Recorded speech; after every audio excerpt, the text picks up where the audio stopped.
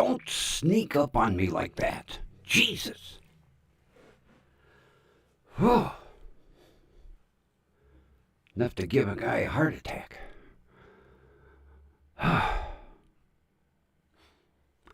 Hello, friends. And it's the Grumpy Old Man, broadcasting live from Studio B of WDWL TV, located on Grumpy Vulture Boulevard.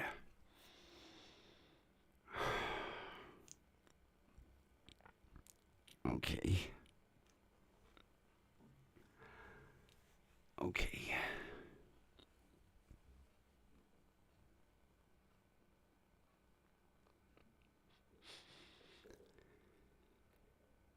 A division of Grumpy Vulture Productions.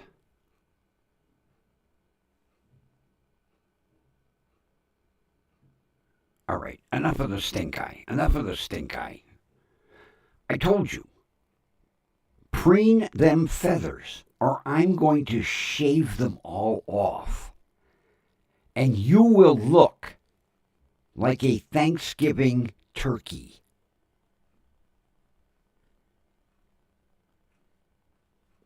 You better shake. Now, get in the cage and preen them goddamn feathers. Understand? Okay.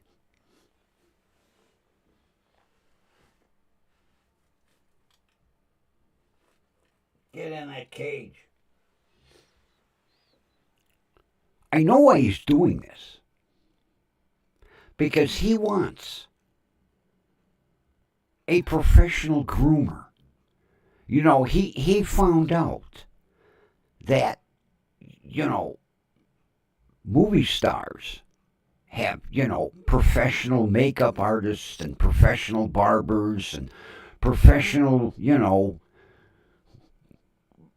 hairstylists. What? He thinks we're this big buck station where he can have his own private, caretaker. Not.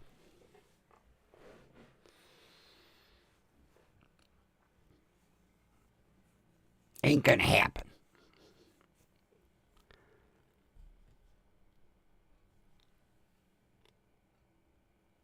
You will never guess what.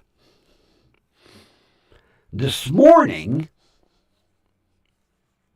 I decided, just for the hell of it, to test the Obama phone. Guess what's working again? The Obama phone. Yes, it is working again. Magic. After reapplying the 6th goddamn time, this morning I opened email and it said, approved.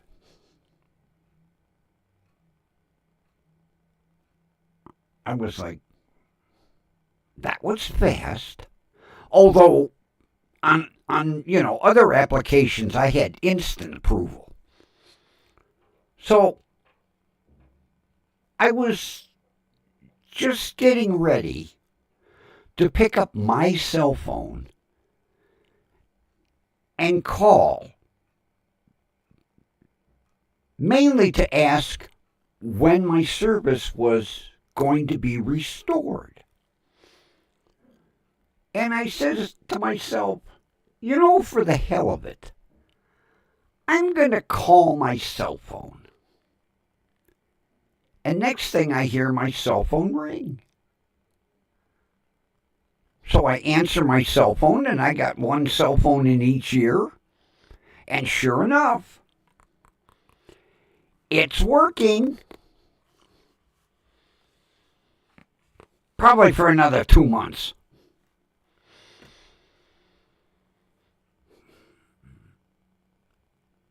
I don't know what is... Although, with it being an extension of the government, I shouldn't question it. Because if there's bureaucracy involved,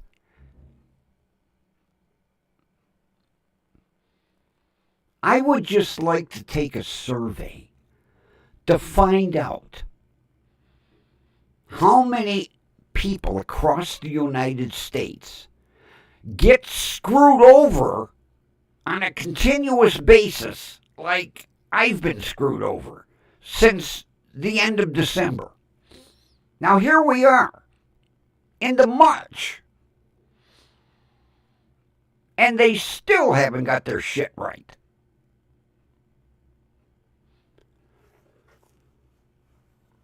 I don't understand it. Little bright. I went with blue.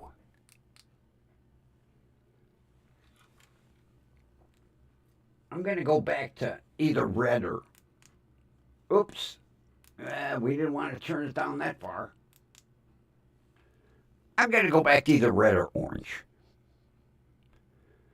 This kind of gives me the cadaver look. Not a look you want at my age.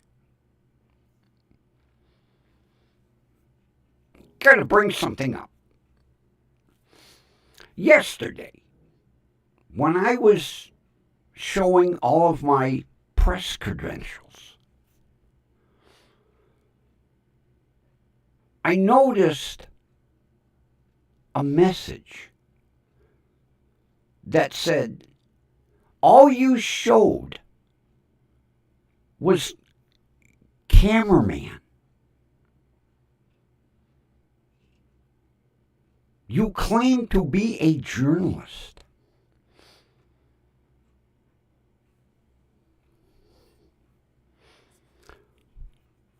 For you naysayers,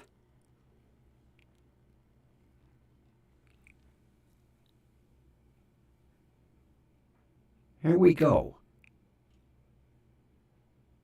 Live media news journalist, press.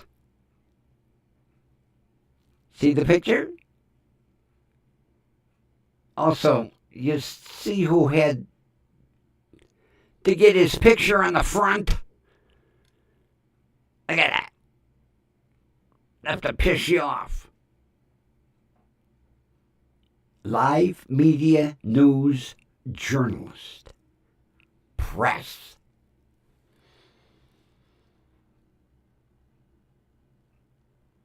That'd be me in the other glasses.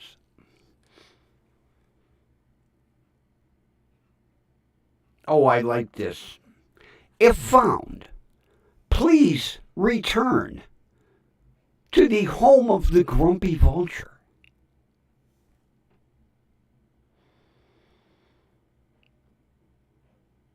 Like, my letter carrier is going to know that this is the home of the grumpy vulture. Although, they really don't pay too much attention to names. Address, zip code. But yeah.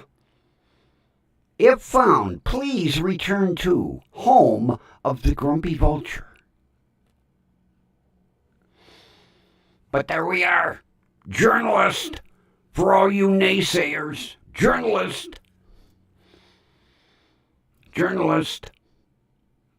There we go.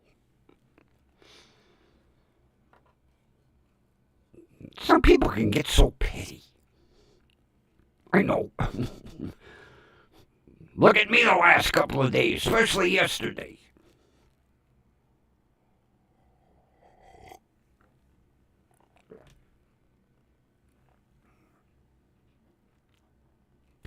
As we see in today's title, Living with Generation Y, also known as the Millennials.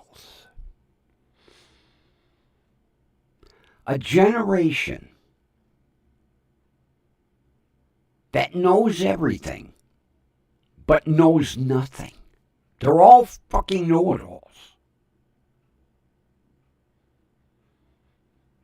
The perfect example is, I have one here. I cringe every time he does laundry. Yeah. Because we have this argument every single goddamn time. I get this, I'm 38 years old, I know how to do laundry. Yes. We take 50 pounds of laundry, stuff it into the machine, turn on wash, and then listen to the drum slam back and forth, side to side.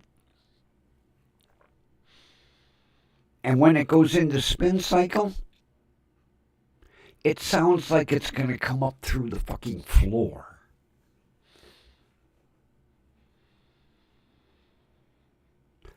That's just one of my beefs. I could, write a list longer than my arm.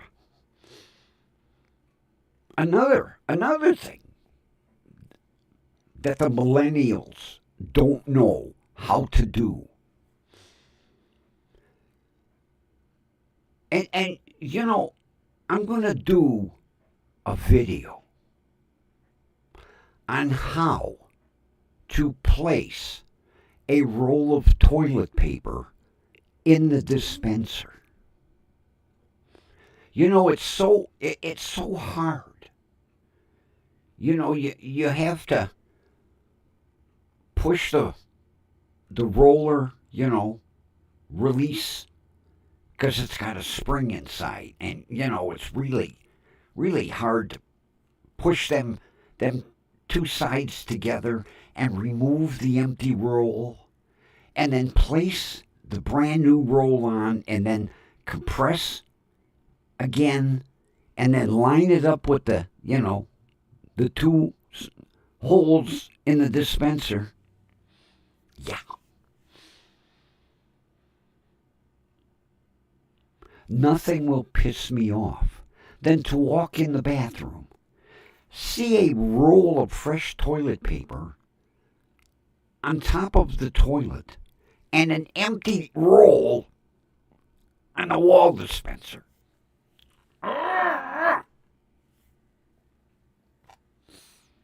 So I am going to make a video. I've got the battery charging for my GoPro, because I haven't used the GoPro since last fall. And then, set it up on the tripod and go step by step. Remove empty cardboard tube.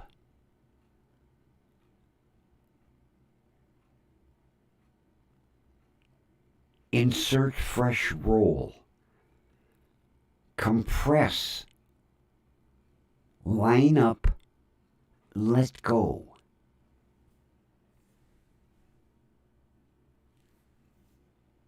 And I don't have the only millennial. I talk to many of my friends, and their millennials are the same way. It is such a hard task that they can't perform it.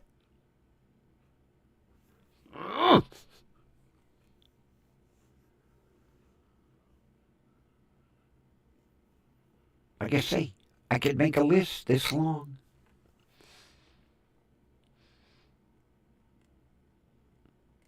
Another thing, if something happens to spill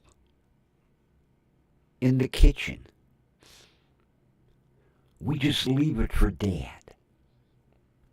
Because, it's really hard to take the dishcloth and dampen it and clean up the spill. Another video for the old GoPro. Yeah.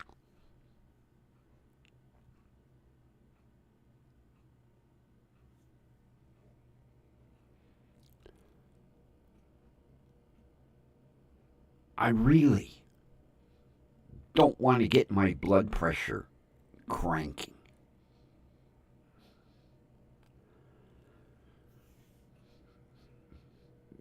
Because I could go on and on and you think when I did yesterday's, which I'll tell you what, over an hour for me, I was patting myself on the back.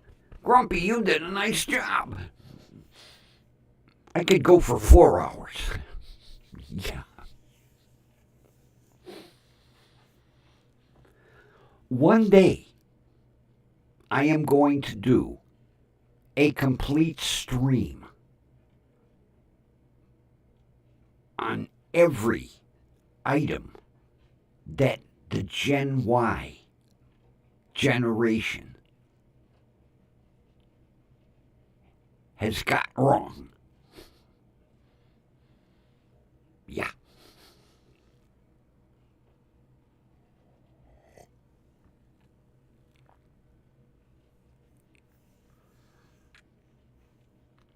I just don't understand it.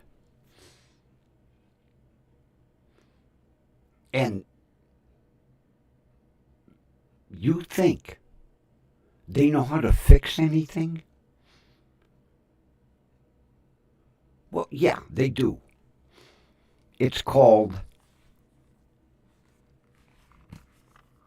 "Hello, repairman. Can you come out and fix my broken Witcher-Gotsit?" Okay, thank you. Bye. Yeah. That's how they handle. I'm 72 years old, and I still do all of my own auto repairs. Within reason. I mean, back in the day, it was nothing for me to pull engines and transmissions and change clutches and, oh God, I was in my heyday. Pull an engine on Sunday. Tear it down. Rebuild it. And reinstall it on Saturday. So that the following Sunday, you could take that car for a ride. Yeah, it was nothing to have engine parts scattered all over my garage floor. Yep, rip an engine down to a bare block and build it right back up. I miss those days. I still do most of my,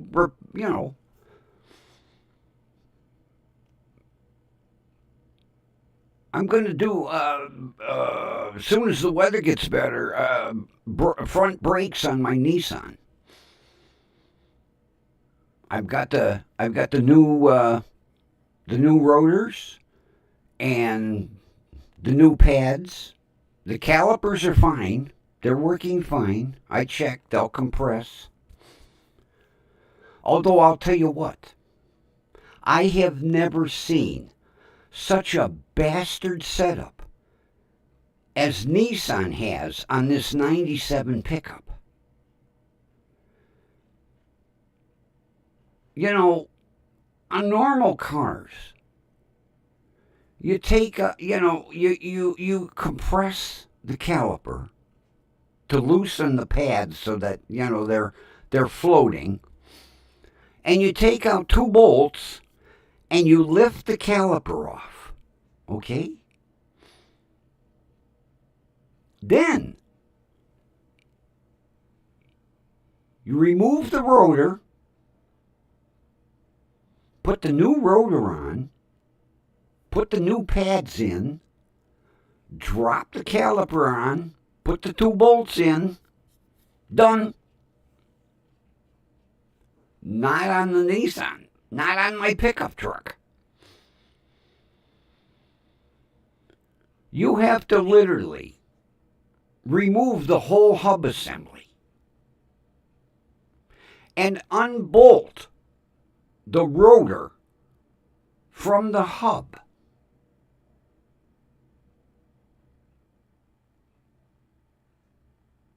Got to pull wheel bearings and everything. Got to remove the whole hub assembly. And it's bolted onto the hub. I have never seen a setup like this in my life, where a normal front brake job would take me 20 minutes to a half an hour. This is going to take me 2 to 3 hours to do front brakes. It's ridiculous.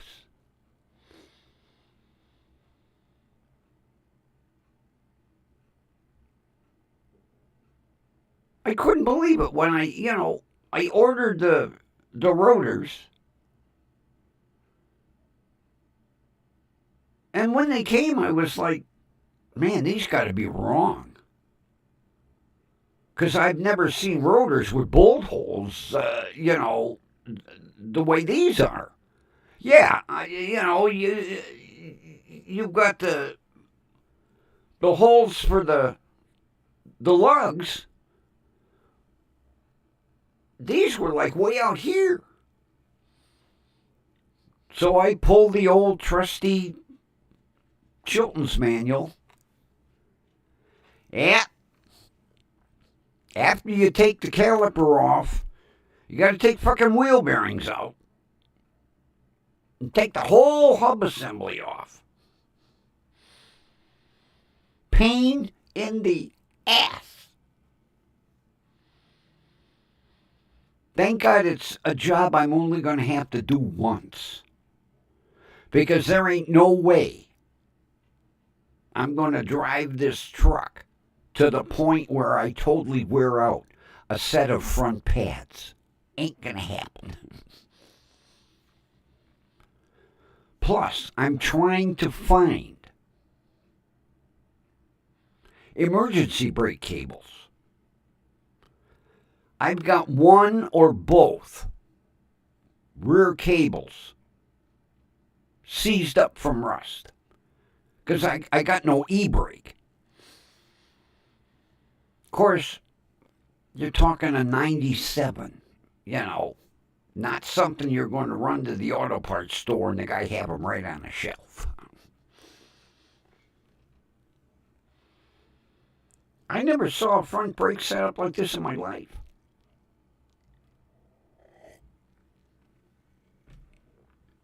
And I'm hoping the weather gets a little warmer so I can put the spark plugs in the RAV. And then I'll get, 4 or 5 weeks, and I can see right now that I'm going to have a nice collection of these nameplates. Because you get them in every box of spark plugs. Except if you buy them at the auto parts store. If I buy them at the auto parts store, you don't get this. Not that it's a big deal. I mean, it's only a little aluminum nameplate, but it's cool. But if I go to the auto parts store, nope. Not to mention, and this still makes no sense, I am getting the same exact spark plugs off eBay that I would get from the auto parts store, okay? 4 plugs, eBay, $14.95, free shipping. auto parts store, $57.95. Same spark plugs. Same plugs. I don't know how they justify that price. Matter of fact, when I was at the auto parts store and I asked the guy for a price on the spark plugs, and he said, because I was going to, rather than wait, the weather was nice that day, I was going to get them right then and there. When he said $57.95, I asked him if they were gold plated. And he just kind of gave me a dumb look like. I said, I get the same spark plugs off of eBay for $14.95 and free shipping. I find that hard to believe, Mr. Grumpy. I said, I'll tell you what. When I get the plugs, I'll stop in and show you. Which I did. And he pulled the box off the shelf, and we sat there and compared the spark plugs. And they were the same identical plugs. But I told him, I said, I get a bonus. You don't give me this bonus, but the place I buy the spark plugs gives me this bonus. Yeah.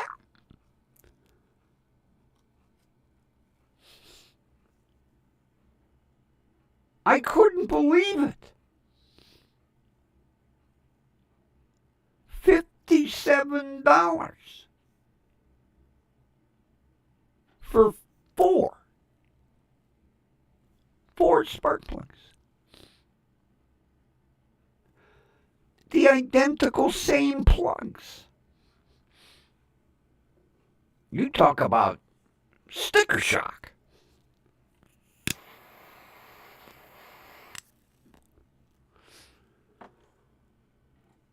Because I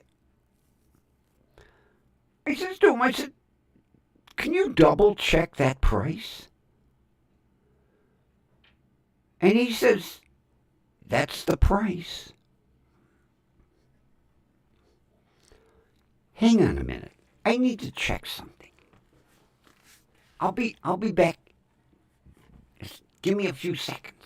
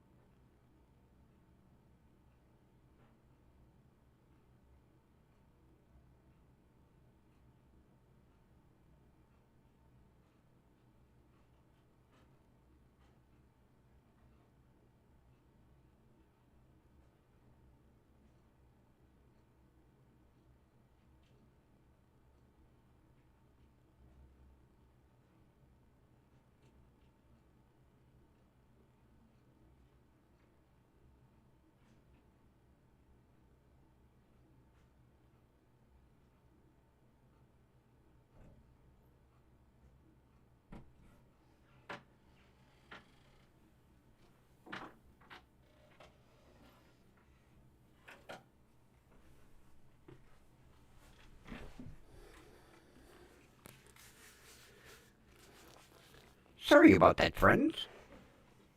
There's nobody at the front desk. And I could have swore someone was knocking at the studio door. There was nobody there. And no packages. Grumpy's hearing things. Yeah, see, at this hour, everybody leaves between 4:30 and 5. So it's just me in the studio. Nobody wants to work with Grumpy. It's all right. I can screw around. Nobody can say anything until they see the stream. Then they're like, Grumpy, kind of went overboard. Yep, it's my show. That was what I totally disliked when we were doing our internship work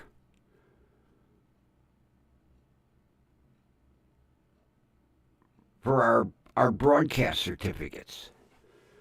We would go to a radio station and you would get a list of records and a stack. And they'd say, here, don't deviate from that list. And everything's in order on the list and in that stack. And you play them the way they are listed. Couldn't have no fun. Although,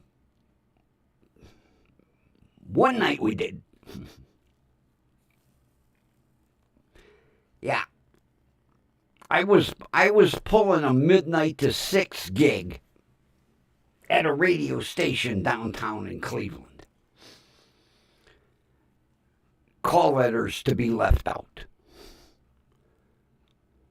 And it got to be like 1 o'clock. And I hadn't eaten all day. And I was hungry. And it was just me and the station engineer who sat in the booth across from me. We looked at each other, but there was a plexiglass window. And I could throw a switch and mute the mic and talk to him. Because he'd be listening, you know. And I says to him, are you hungry? He says, yeah. He says, I got a taste for pizza. He says, you know, I haven't had pizza in a while. But neither one of us can leave. And there isn't a pizza shop in this area that delivers to the station. I says, I got an idea to get us some pizza for free. He said, free? Now, in the lobby were boxes of demo records. You know, whatever the current artist, you know, the popular artist of the day, they would send giveaways. But it seemed like nobody ever was giving them away. So what I did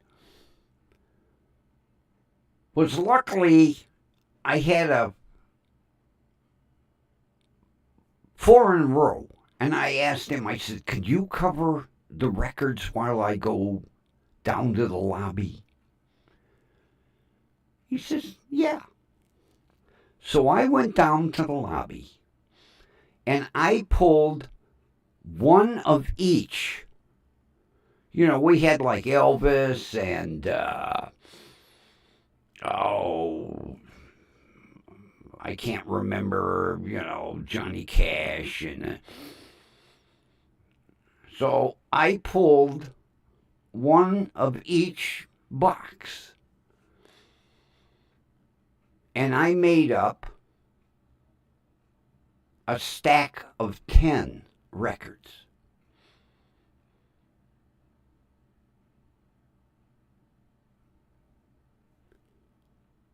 And then I think I had like four. I had 4 stacks of 10.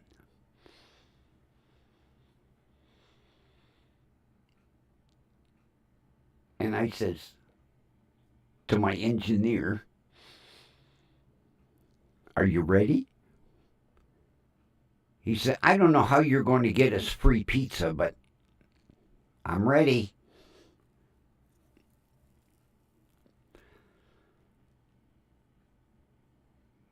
So I key up the mic and I says,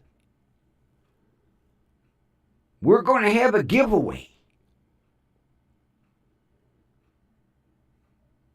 10 records from the 10 current artists. You can win a stack of 10 records from the 10 current artists today." And here's the rule. In order to win, whoever is the first person to deliver to the front door of the station a large deluxe pizza will win 10 records of the current artist today.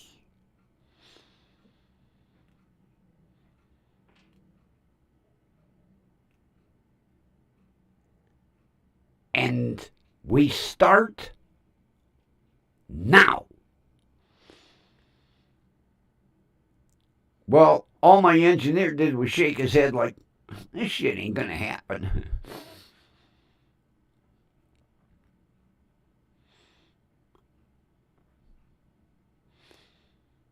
We had 8 large deluxe pizzas in the span of half an hour. How they got them goddamn pizzas there that fast? So I was passing out stacks of records. Here you go. You win, you win, you win, you win. Then I made up more stacks. Because beside the pizza, we needed beverage.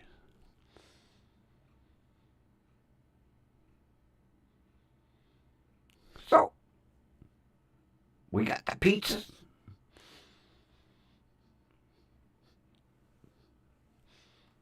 Nice. Oh, the studio smelled so good. I said, "Now, the next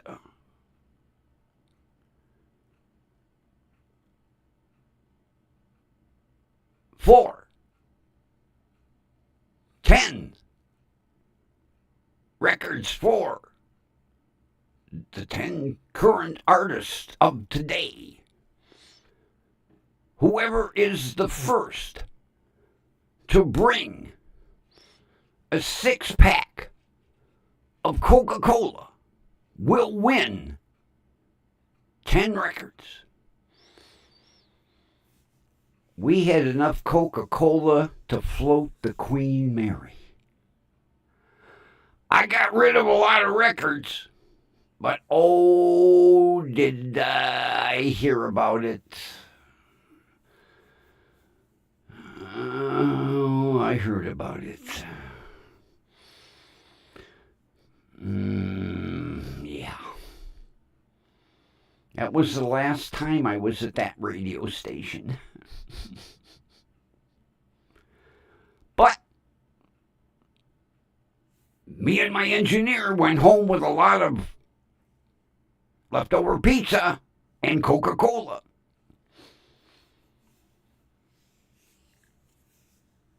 Yeah, I was in trouble. But it was worth it. I didn't like that station anyway. So it really didn't bother me. And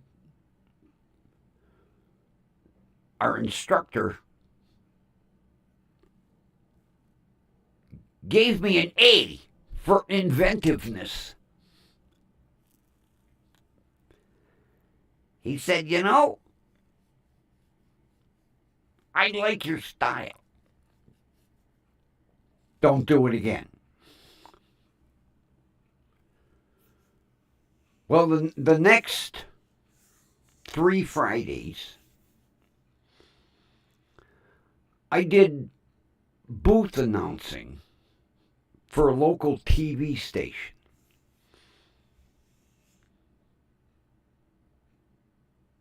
You talk about fucking boring.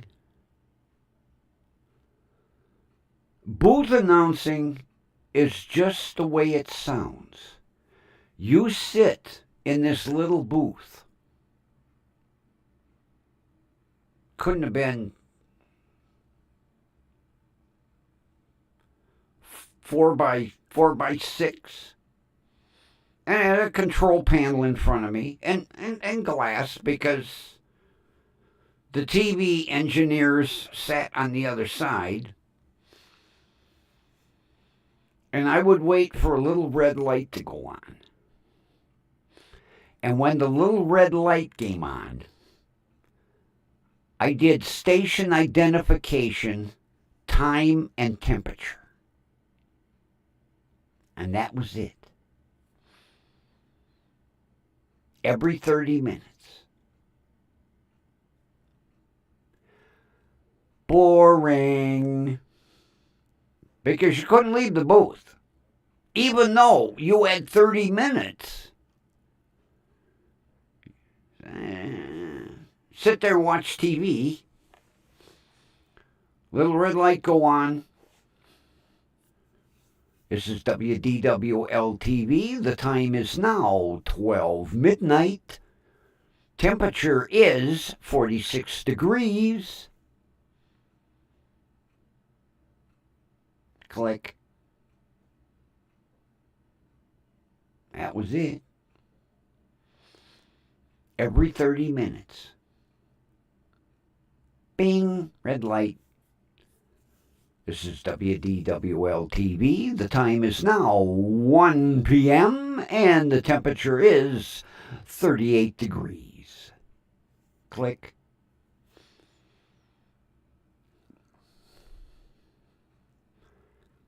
Yeah. Friday, Saturday, and Sunday night. For the next 3 weeks. The only nice thing was I was at a local TV station and got to know all the celebrities, you know, the news anchors, the weather, we had back at both. We had a weatherman and a weather lady, the sports reporter, the cameraman. It was nice. I got to know them all. And the nice thing was, after we got screwed and the school shut down, I could still go visit the station. I couldn't do anything on air or anything because I didn't have a certificate. But had I had a certificate, I could have gotten a job at that TV station. Mainly as a gopher. Assist the cameraman, in the studio. Assist the cameraman out on the road. But it could have led to something. Not that I have the face for TV. I got a face for radio. But we got screwed, lost $1,000, no certificate. Story of Grumpy's life. Not saying that, I would have gone on to be a big name disc jockey, but it would have been nice.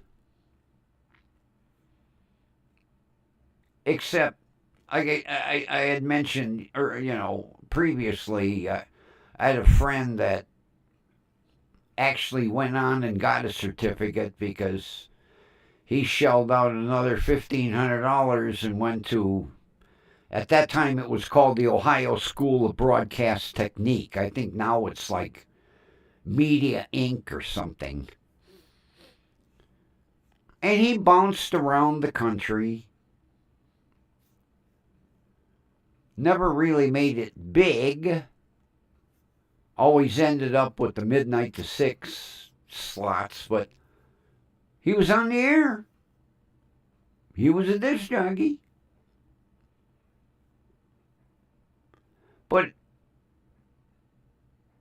it really isn't a job for anybody that's actually considering, like getting married, starting a family, because you never know how long you're going to be in one position. He told me there were a couple of years that every 6 months he was at a different station in a different state. But he was single. He didn't care.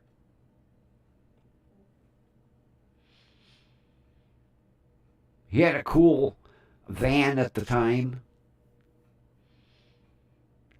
So he just, get himself a cheap efficiency apartment, most of the time furnished, and whatever he needed, he carried around in his van. He liked it. I don't know if it had been for me, but, at least now I don't have to worry about going to another state or losing my job unless I fire myself. Grumpy, you're fired. Okay. Again. This is the 3rd time this month. All right, we'll give you another chance. Thank you. Have a nice day. Yeah. Unless I fire myself. You're fired. Again? I didn't do anything. That's why you're fired. We expected you to do something. All right, I promise. Hire me back and I'll screw up. Okay, you're hired back. Okay. Can I screw up right now? Don't push your luck. Okay.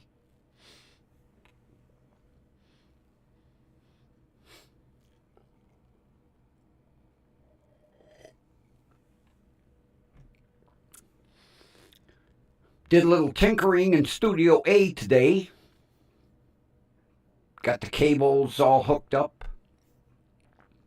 Did a little minor test on the soundboard and the mixer and the interface. I might even do a live test this week just to see how everything's working. And if everything goes all right, I'll be alternating between Studio A and Studio B like I want to.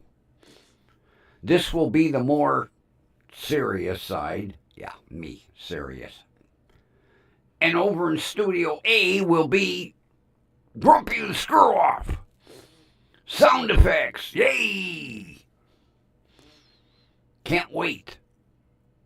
I actually downloaded more sound effects.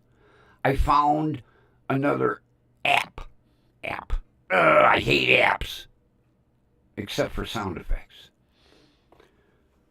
This one's got some interesting ones. See, there's a lot of apps for sound effects. The problem is, some of them only play for like 3 seconds, 4 seconds. I want them to play out longer. You know, there was one. Applause. That's it. That was it. You know, you want like real applause. People clapping, yelling, whistling. You know, like a real audience. Needless to say, I didn't download that app. Apps. That's what we've come to. A world of apps.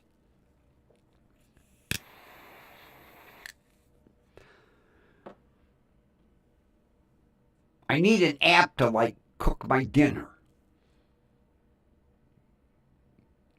Wash pots and pans. Wash dishes. Dry them. Put them away. Think I can find an app like that? No.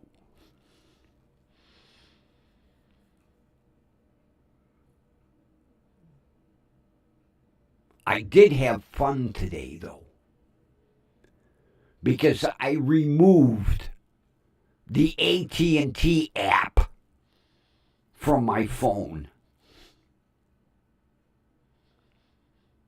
And I removed the barcode reader app from my phone because I don't plan on reading any more barcodes.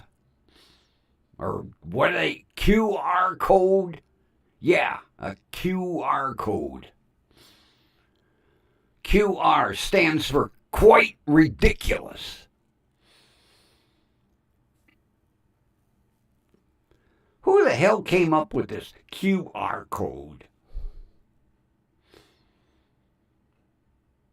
Yeah, that's the same thing. Growing up,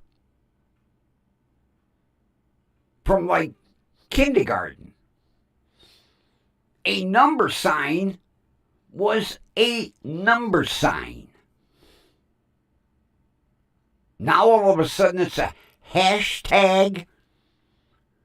Who the hell came up with that? It's a number sign, not hashtag.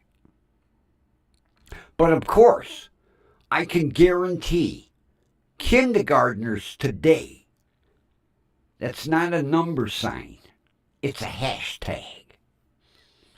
I just wonder, when they have kids that go to kindergarten, what's it going to be called then? I always wonder. Hashtag. Who the hell came up with hashtag?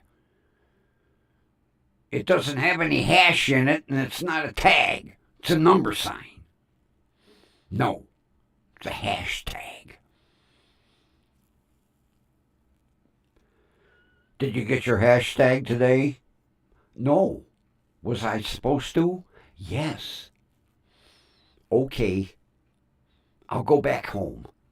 I think I left my hashtag on the kitchen counter. Hashtag. Jeez. It's almost as bad as this. Little itty bitty letters, WDWL TV. Big giant vulture. Asshole. And if he don't preen his feathers, I have a nice shaver. He'll look like a Thanksgiving turkey. And I'll just leave the feathers on top of his head.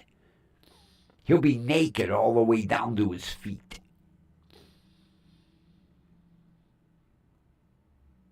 And if he doesn't play his cards right, he'll have an apple up his ass. Hashtag. And with that, Grumpy's gonna hashtag out of here.